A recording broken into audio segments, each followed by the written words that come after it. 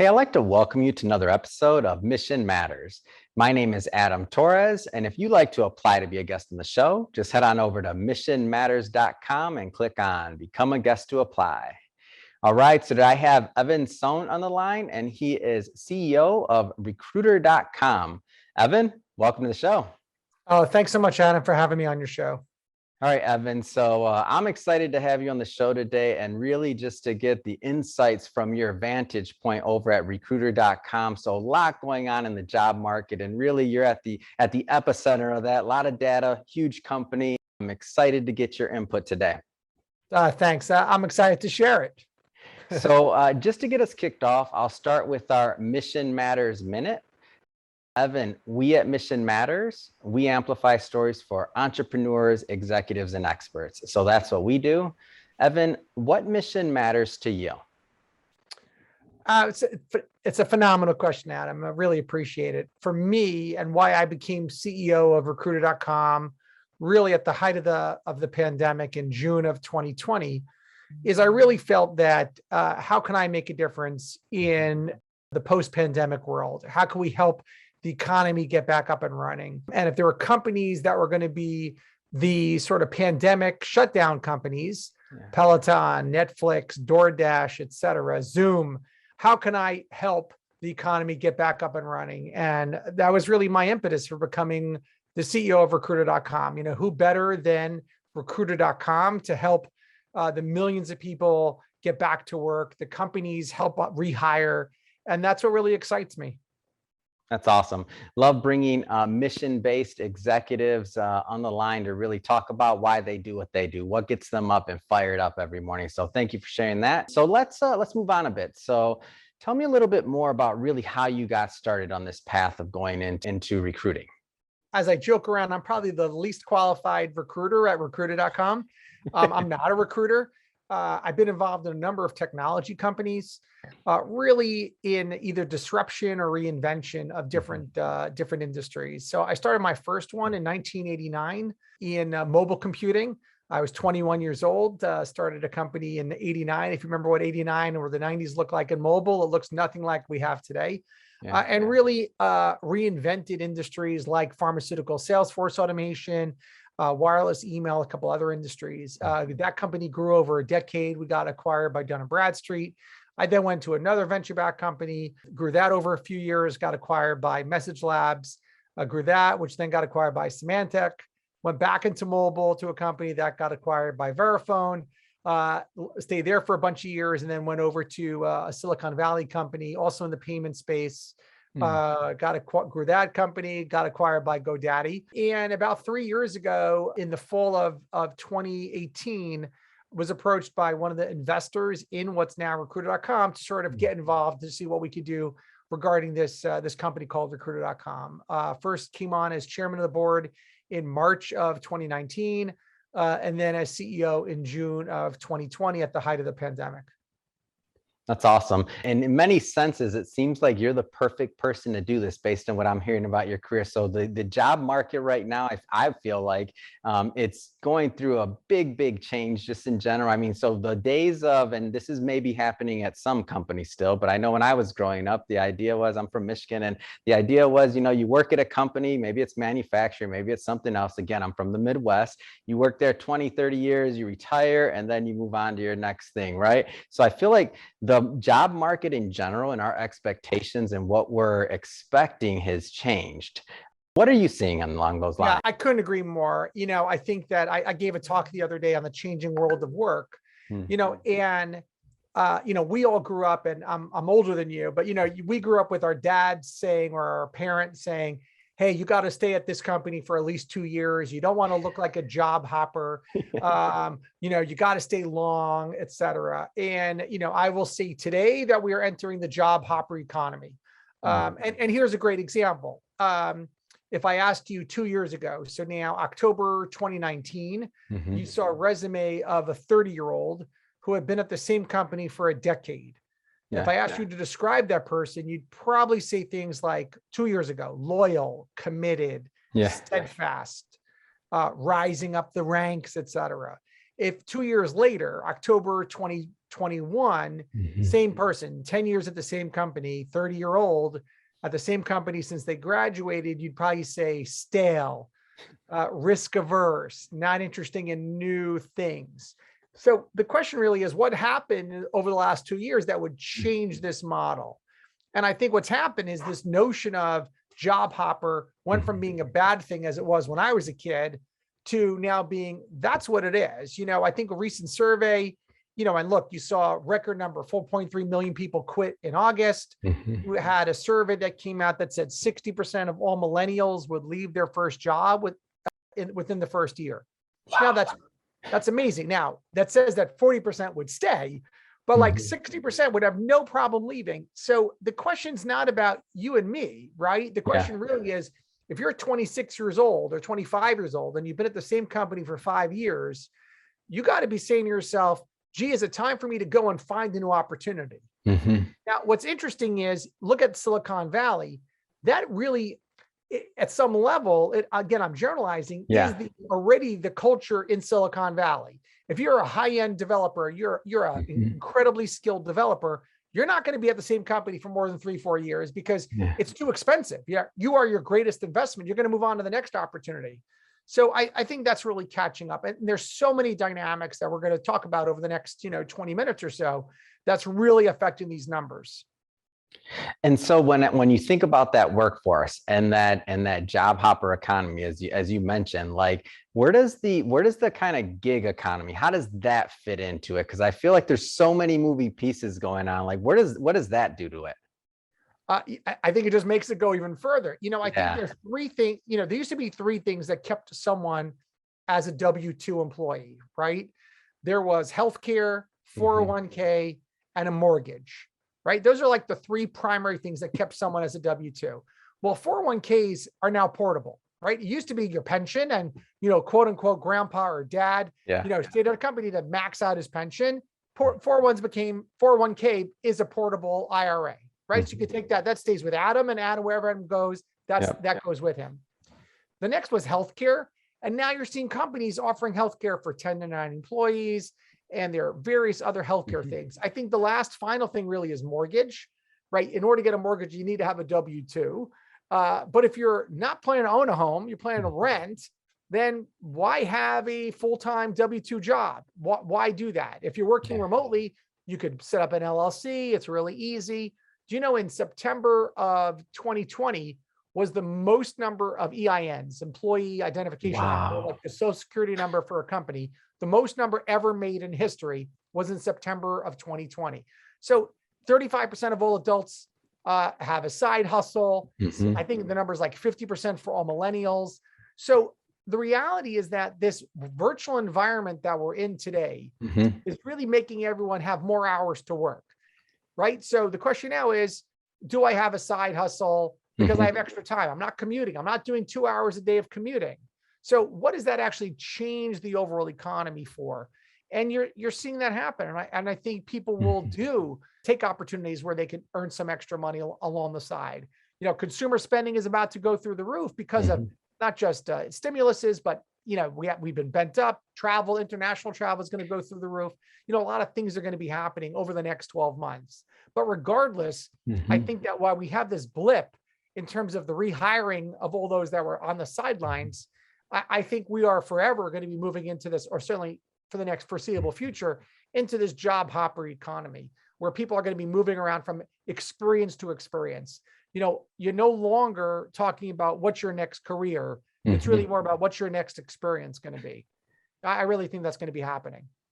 No, well said. And I couldn't agree more on this one, because I'm just seeing it. Like I see this, and I see this also just from the people that we interview day to day, and just my connection to the startup world and otherwise. Like I see it, and I've noticed that job, like it's not uncommon for somebody to be on a project, like you're talking about developers and other things like that, but even like consultants and other things. Like I see more and more of this gig work for like professional services, or even just like interim positions that were once upon a time somebody that you would think would be there for a really long time in a particular position, a defined amount of time, that might be on there for 1 or 2 years, 3 years max. That's right. At even a C-level position, depending on what they're looking at. And I'm like, it's all changed.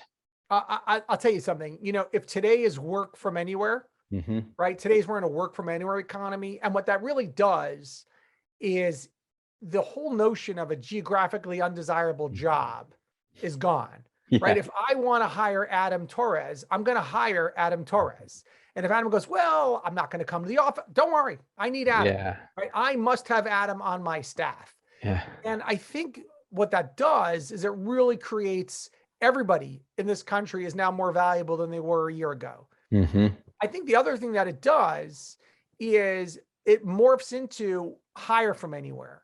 So as a company, I am no longer bound just to hiring the people that are in my local area, just to hiring people that are in my, you know, that could travel to the office. If I want Adam, I don't care where Adam is. I'll go find Adam. I'll go hire Adam.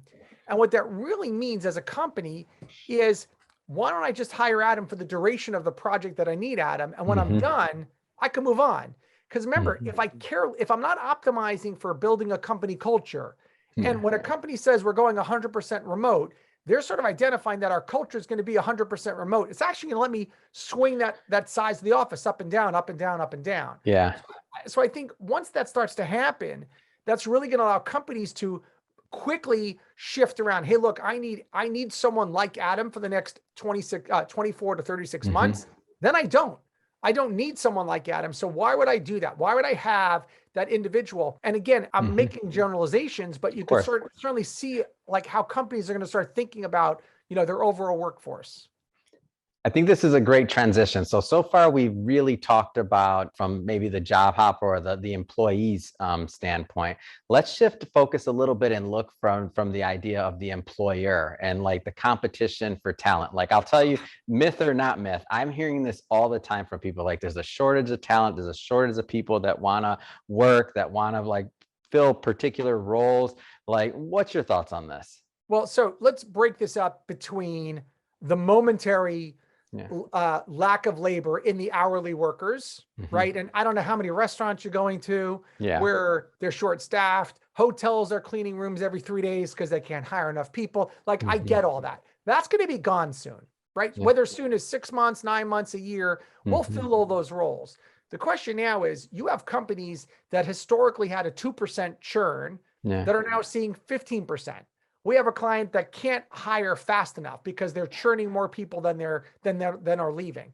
So that's the scary part. The scary part is, you know, and let's break this up, right? You're wearing a wonderful suit right now, but you know, if you were interviewing at a company 5 years ago or 4 years ago or 2 years ago, you came dressed up, right? You wore a suit to work and you said to your boss, oh, I got to go to a funeral this afternoon. My aunt's cousin died. I have to go.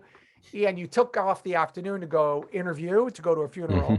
The next day you're in the office and you're getting phone calls from the recruiter, the headhunter, and you're like, oh, it's my mom. Let me step outside. She's really sad about the funeral. You know, it was all cloak and dagger. In fact, 2 years ago, someone would say, finding a job is a full-time job, right? You would hear that all the time. I left my job. I need to find a new job, and finding a job is a full-time job. Yes. What is interviewing today? Interviewing today is exactly, Adam, what you and I are doing right now, right? It's a video conference call, right? 15 minutes, 30 minutes video conference call. Who doesn't have 15 minutes today to interview? And by the way, no one cares anymore about what you're wearing. I don't have to wear a suit. I can interview in whatever I want to interview, because if you want me, you're going to take me as I am. So there's something sort of fresh about this, right? I am now me.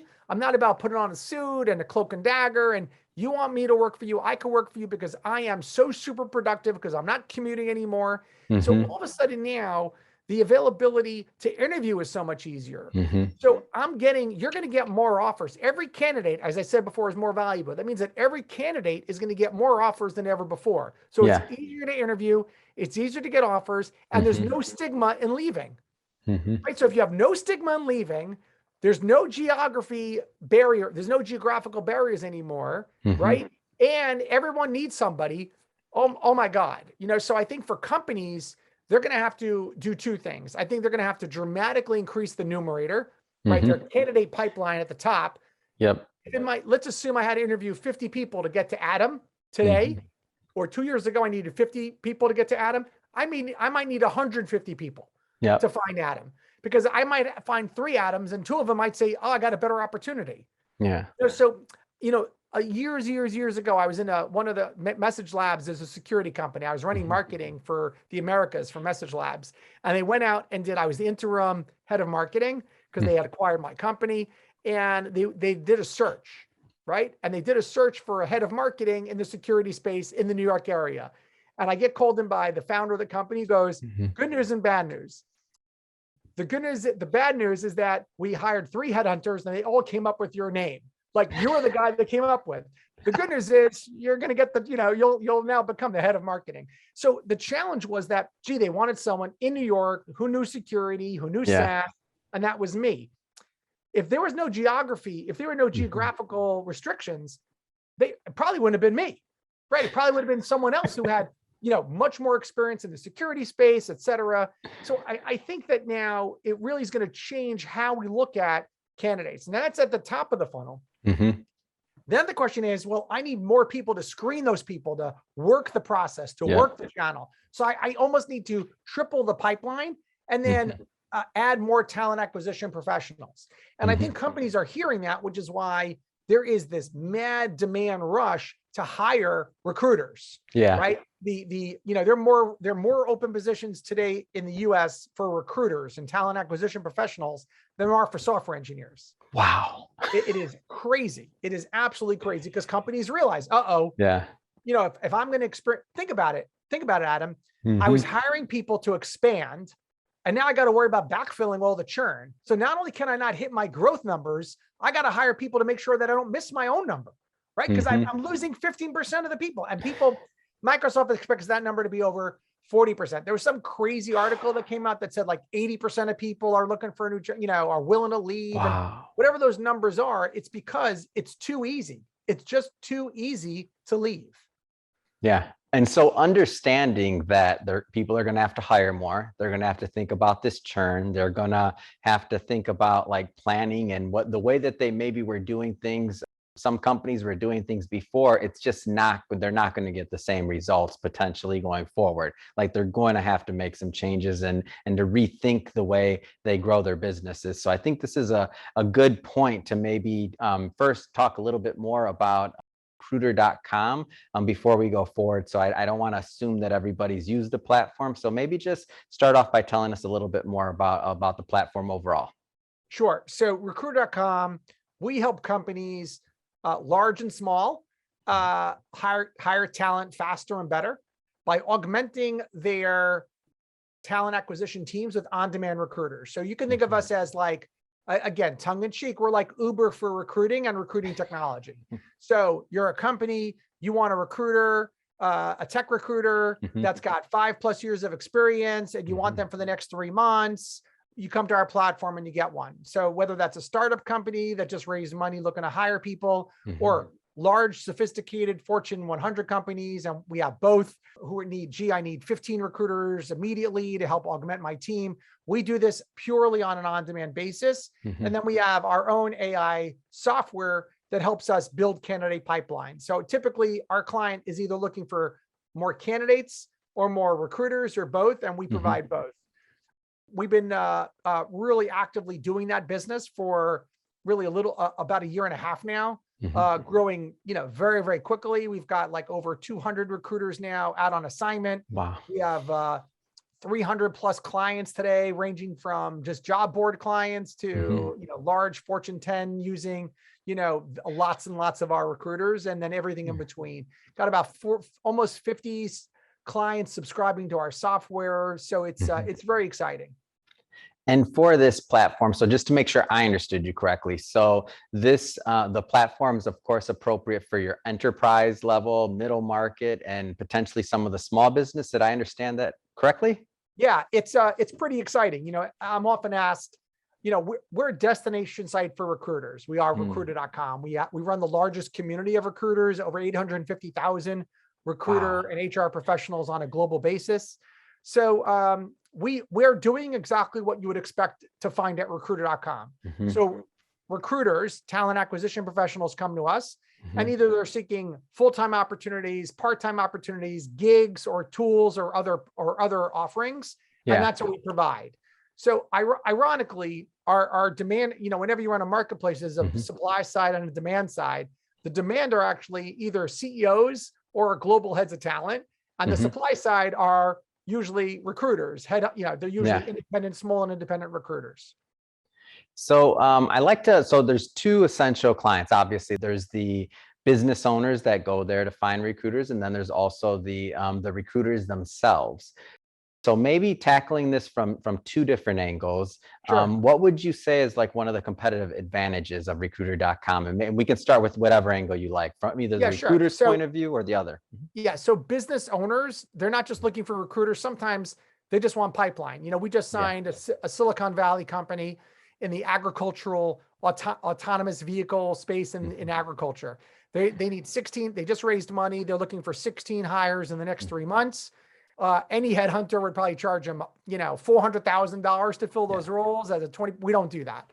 So we've given them a subscription to our software, Mhm. about $2,500 per job per month. They're doing 4 jobs at a time, so that's $10,000. Mhm. They'll have that for 3-4 months.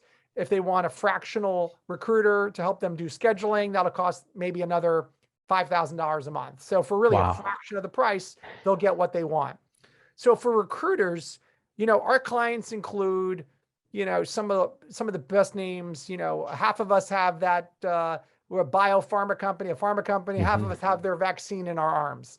Yeah. That's one of our clients. So these are clients that an independent recruiter could never work for. They would never Yeah. hire them. We've taken all the pain out of it. We take only a small percentage of the actual fee that's going to the Mm. recruiter. So we really provide just a great service. And then we're also giving the recruiter access to tools.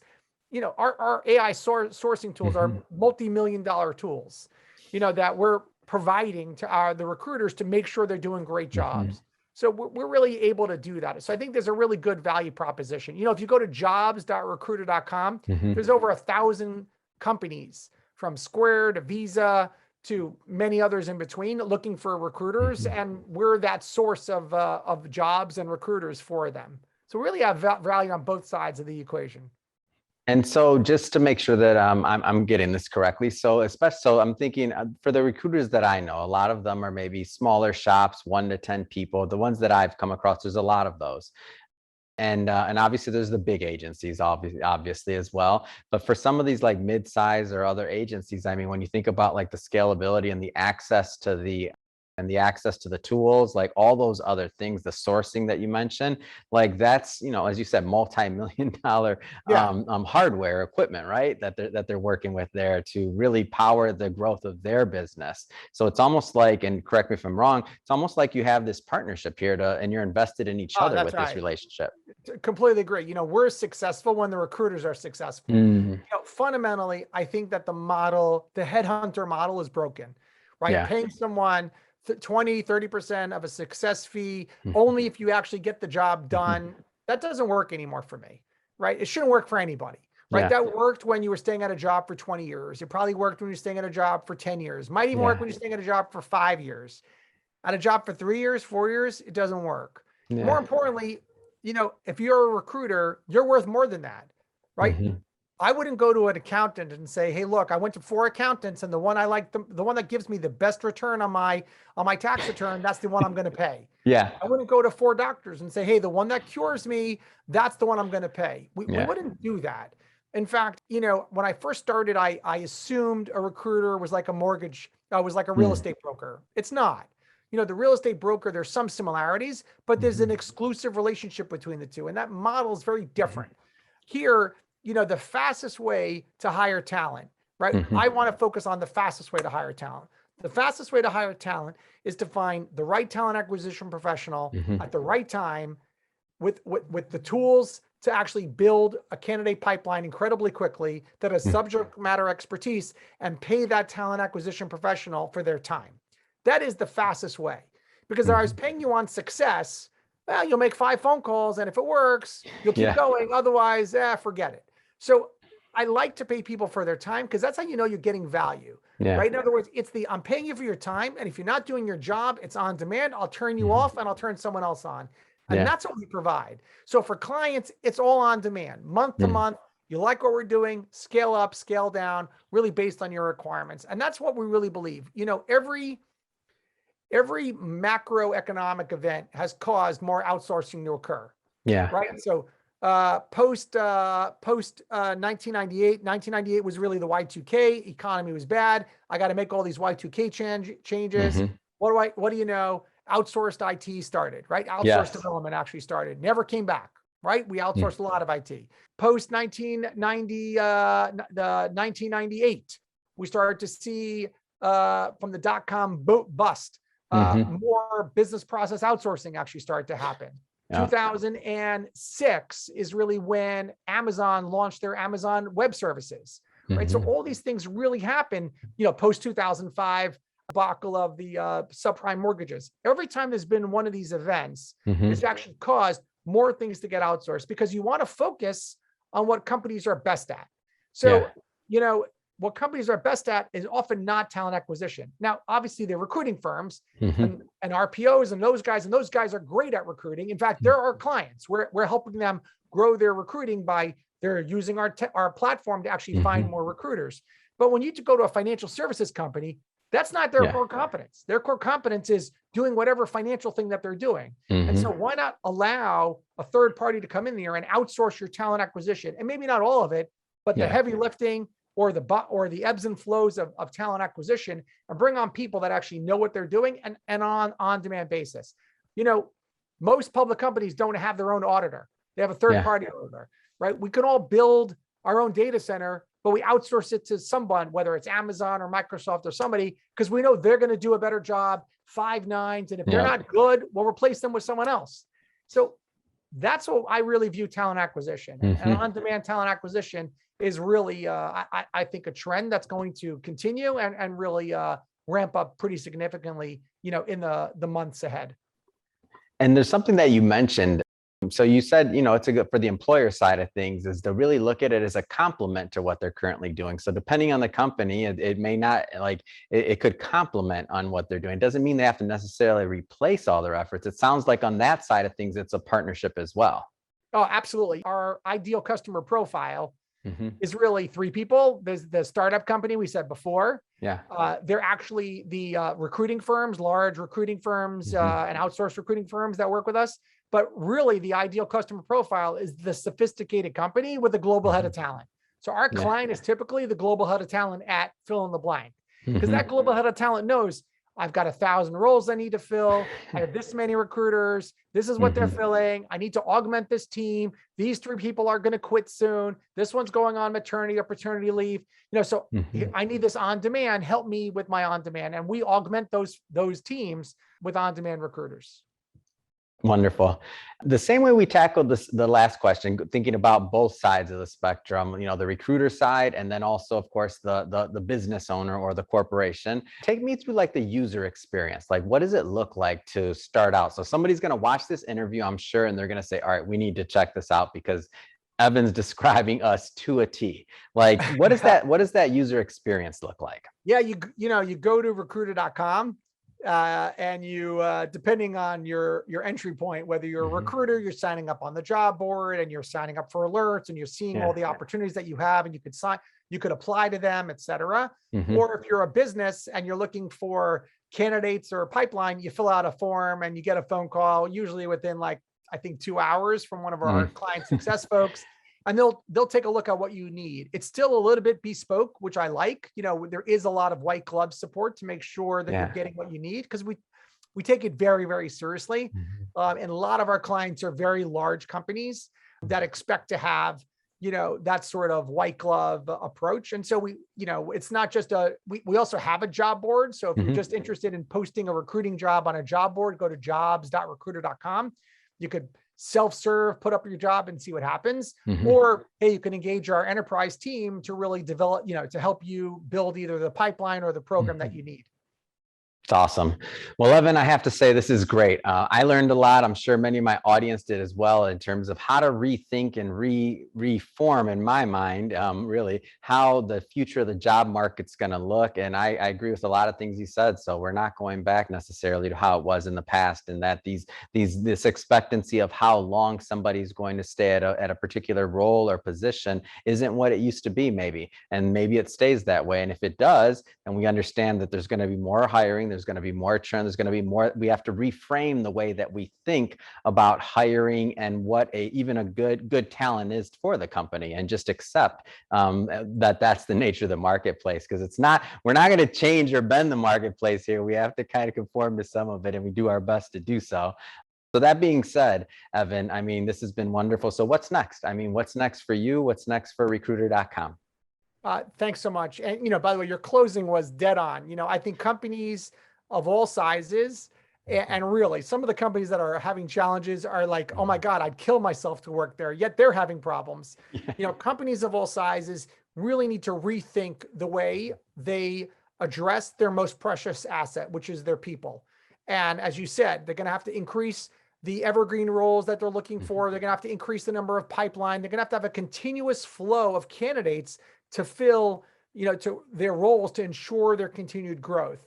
And they're going to need talent acquisition professionals to make that all happen. Yeah. And, we are excited to be part of that experience. It is a giant industry. It's a $120 billion industry. So, if we go from 200 recruiters out on assignment to 2,000, it's a blink of an eye in terms of the overall size. And we're just going to continue to grow. We've been growing 25% quarter over quarter from a financial perspective, and we're going to continue to grow and really do great stuff. We celebrate the placements. Yeah. That's what we celebrate at Recruiter.com. Not just when we land a new client, we celebrate through a Slack channel every time someone's placed. And it's refreshing to see just how many placements that we're making. Our teams are actually really performing. And we just want to continue to really be that asset and that partner to the global head of talent, to the CEO, and to the recruiting firm. Fantastic. And so for people that would like to learn more, what's the best way for them to follow up?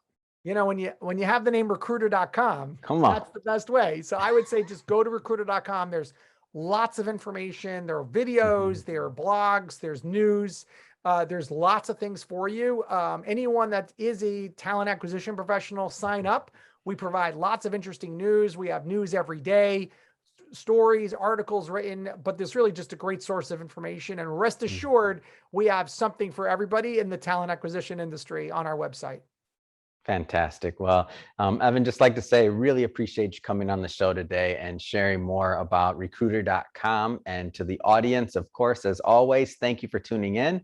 Hope you got a lot of value out of this. Hope you got a lot. If you did, don't forget, hit that subscribe button. We have many more mission-based executives and experts and entrepreneurs coming on, and we don't want you to miss a thing. And Evan, it has truly been a pleasure. Thank you. Adam, thank you so much for having me on your show.